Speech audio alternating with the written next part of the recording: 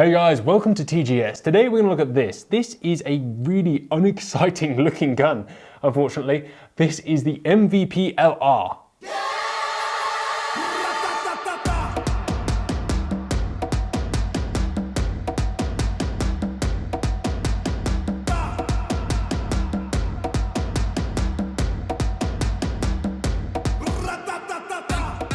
So the action itself we have looked at before. It is no different to any other MVP, the Mossberg Varmint Predator.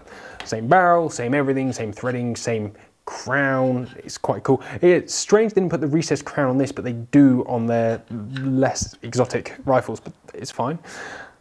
Rail, fluted bolts, same bolt strip. And being an MVP, it is built to take AR-style magazines.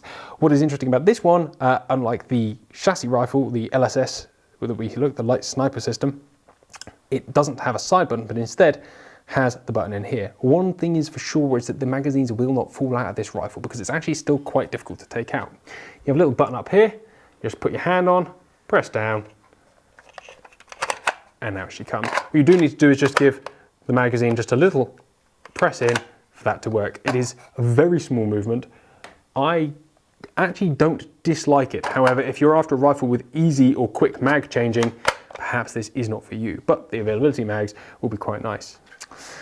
The Mossberg lightning bolt trigger, the lightning bolt action, sorry, is really smart, adjustable from, I think, 2.6, the lightest we managed to get one down with having a little play, all the way up to mega money, or mega poundage even.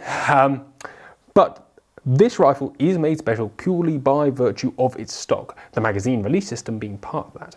The stock is of an unspecified synthetic material and from a distance looks really boring, but when you get up close to it, it's got some amazing features and, well, actually has this really smart texturing across the course of it. As you can see, it has Mossberg labelled across the side, but it's this texture that actually makes this quite exciting. You know that this rifle means business when all of it has this grip surface all over it. What that means is two things. Firstly, it's grippy, and secondly, one presumes that this material will not mark easily, and when it does, you're not going to worry about it. Nothing really great, and there's a few synthetic stocks out there on certain rifles that are a really nice finish, but takes away from their rugged feel and design, which is what a rifle like this is supposed to be, a little bit rugged.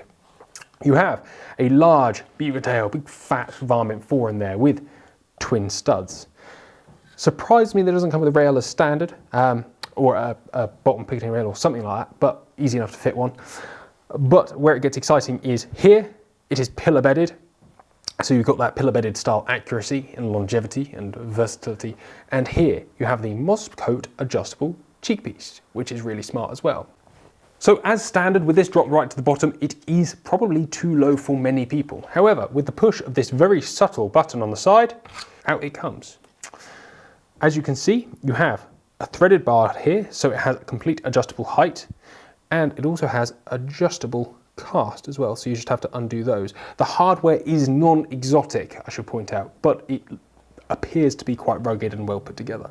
And that Mosscoat rubber coating on the actual cone piece there is really nice, feels good, nice and smooth.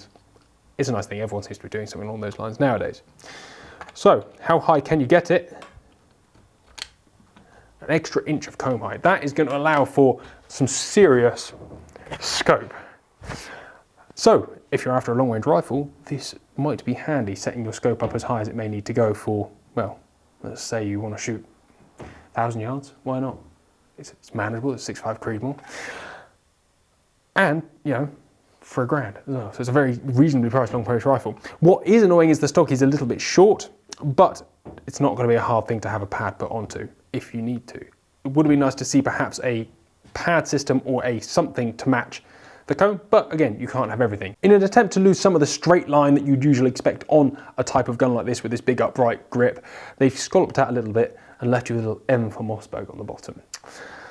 You know, this rifle feels a very small niche nowadays, or it feels a niche certainly, of those people who like and admire older style military sniper systems, because that's kind of what it's got screaming all over it. You know, for those of us who sort of like the Remington M24s, that kind of thing, this kind of fills that void. It's the olive drab green stock with the pillar bedding, all the accuracy requirements that you need in a really subtle package. Those who don't want to be buying a chassis rifle, like I said, this is kind of where that rifle falls. It feels great. The MVP is a great system. You know, it doesn't take a genius to realize that this gun isn't built for the field. This gun is a range gun, but there could be nothing wrong perhaps for setting out some long range foxes with it if that really floated your boat. I don't dislike it.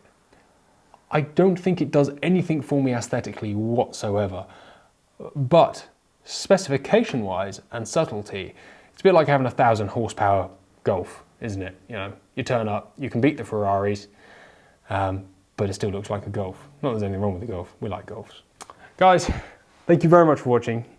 Take care, goodbye, and we'll see you next time.